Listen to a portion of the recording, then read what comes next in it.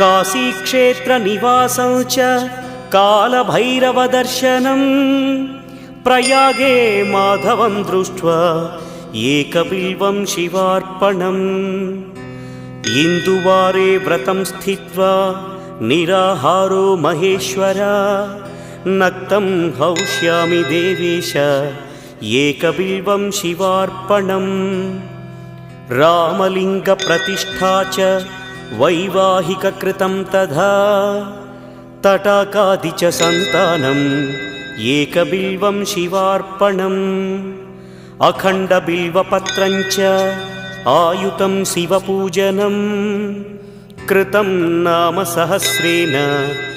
एकबिल्वं शिवार्पणम् उमया सह देवेश नन्दिवाहनमेव च भस्मलेपनः सर्वाङ्गम्